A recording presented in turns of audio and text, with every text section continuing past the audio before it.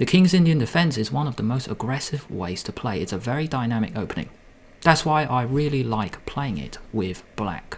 So first question, what is the King's Indian? Let's take it from the top.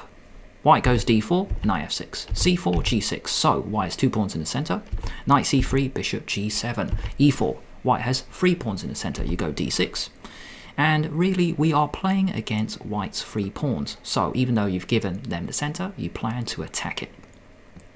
Or else this opening, it just looks terrible. Why on earth would you give your opponent 3 pawns? Knight f3, castle, and here we go. So this is the setup I want you to remember. 2 pawns here, knight, bishop, and you are safe. So first thing we are going to look at is an opening trap. Let's say they play bishop e2 and e5. We strike in the center. White can castle, white can push. But what happens if they take? That might be your first question if you've never seen this position before. They take, queens come off, take, and now knight takes pawn.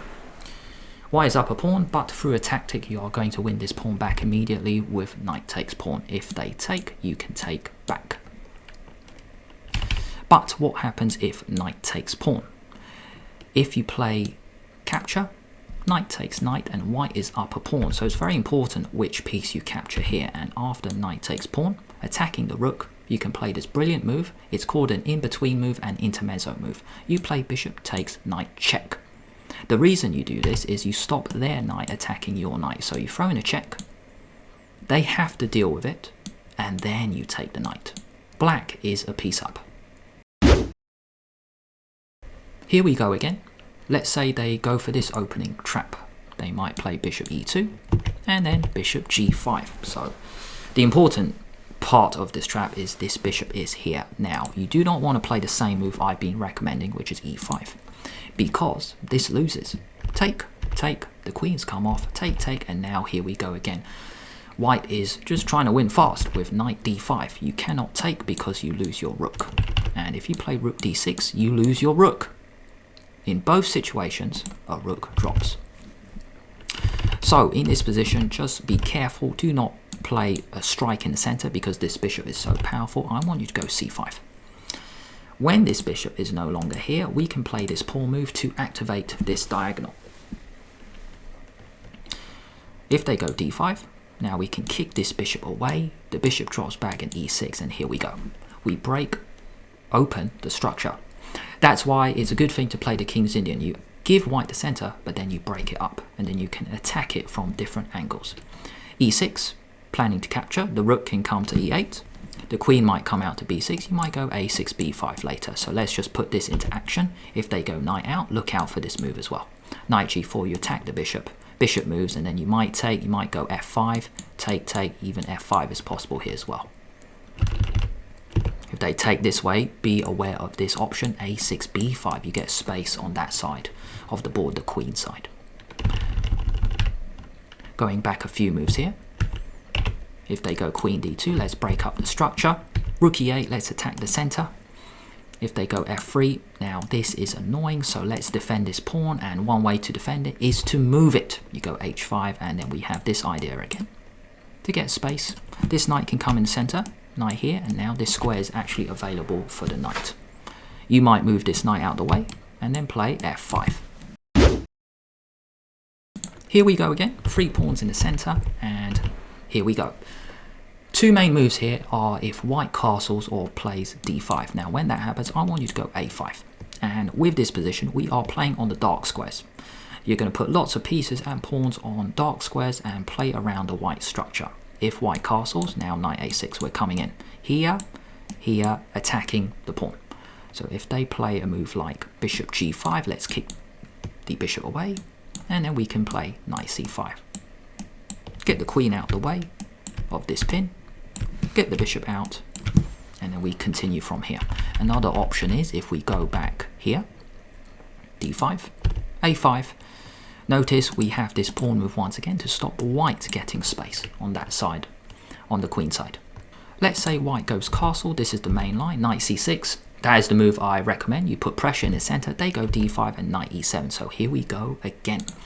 We have this structure, 2 knights here. You're going to move the knight away, and you're going to go f5. You need a pawn break in order to attack the white structure. So let's put this into action. Let's say they go knight e1, knight d7, knight d3, and f5. If f3, f4 is possible. If we consider this position, let me explain every arrow. The pawns are facing the king, so you might back it up with g5, h5. You might play a5 to stop them, going b4. Now white's plan is, if we look at the pawns, they are all on the queen side. They are facing the queen side, so white is planning to come in over here. Based on the layout of the pawns, the pawn structure, that dictates where the play is going to be. So let's play on a bit. b4, g5, c5. Maybe the knight moves. Knight g6, a4, knight f6, b5, and h5, and here we go. So if we talk about the psychology of this position, I don't blame anyone for not playing like this with white. Because if we look at this, lots of pieces are facing the white king, whereas white is only going after the queen side. Does it really matter if this side of the board collapses? No, because your king is going to collapse. This is one reason why I like playing the King's Indian with black. And that's why I suggest you go for it as well. See what happens in your own games. Play these kind of positions. By the way, I want to show you a really cool maneuver. Rook up, bishop up, and then rook here. And when you do that, the rook is facing the king. Also, this knight might get out of the way, knight h4. To attack g2, you might even go g3, and then this bishop can come in the game as well. Lots of ways to continue the attack. What happens if white plays a passive setup? So here we go again. e3 this time, not e4 like we saw before. e3, they defend their center, doesn't matter.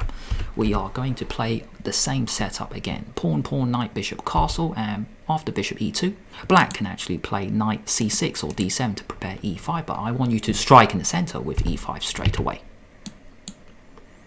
It looks like this hangs a pawn, and it does, but this is an aggressive way to play. Let's say they take, they trade queens, and now, yep, you're down a pawn, but it doesn't matter. Do you remember in the first line, white had a pawn here, so you can play knight takes pawn. But I'm going to recommend the same move. You just put your knight there anyway. Now what's the difference? Take, bishop takes. This bishop cannot come out to attack the rook.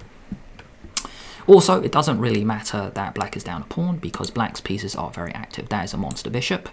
Let's say white castles, and now put the knight on the edge of the board. Go knight a6, it can come to c5 or to b4 to come into c2. Let's say white stops it with a3, and now let's attack the knight. One move is bishop f3 to defend. Two bishops slicing the board, the knight might come to c5 into b3. Now if they move the knight away, attacking the bishop, you can play this cool move, bishop c2, and you're controlling a lot of squares. Bishop stops that rook going to d1, bishop on e5 stops that pawn moving, and now we can hop into b3. You can't move the pawn because you just chuck your rook. A very common setup you will face is the Fianchetto variation. So what's that? Well, they get their bishop to g2. You do the same, bishop g7, castle, castle. It looks like both sides play the King's Indian. White goes d4, you go d6. So here we have it again, this setup, c4, and let's go knight c6, planning to go e5 to strike in the center. So this is one setup. Another setup I want to show you is b3. This is called the double Fianchetto, where white puts two bishops on g2 and b2. That's another popular way to play. So first up, we're going to look at this, c4, knight c6, and knight c3 and e5. We strike in the center. If they go d5, great. We go knight e7, and we have this setup. Notice the knight has come round to e7, and we have two pawns on e5, d6, and g6, bishop on g7, and you've castled. Let's say white goes e4 to get the center. Move the knight, so then you can go f5. We need a pawn break in the King's Indian to attack their center. So let's go knight here. Also, you want to go a5 to control b4. So let's put this into action. Knight out of the way.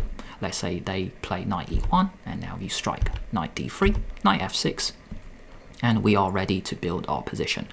h6, g5 to get space. You might take in the center. You might break up their structure with c6, and once again we have a5 to control this square.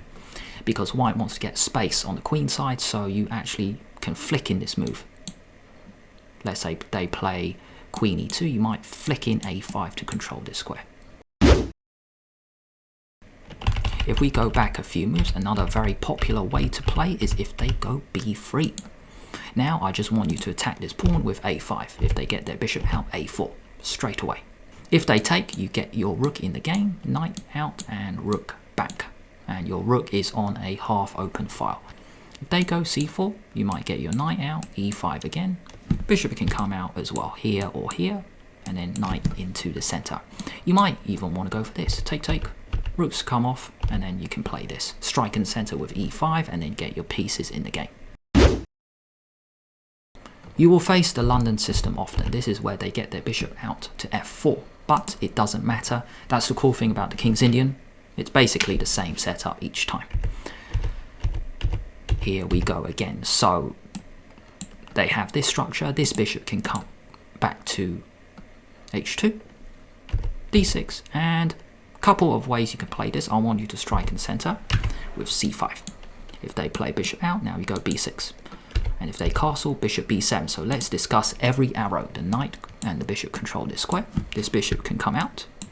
This knight can come out, to d7. It's quite nice that the knights defend each other.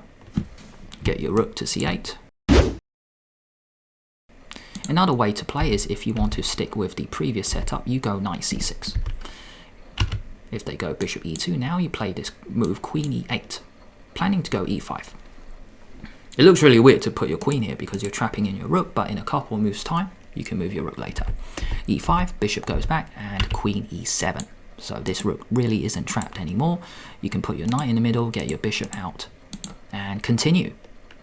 After knight c6, you might be asking, why don't they play d5 just to kick the knight away? It's because you can strike in the center with e5. If they en passant, then you can get your bishop out. You might even take with a pawn. Get another pawn in the center. But if they take, now you take. If they take, you take. Now your bishop is amazing.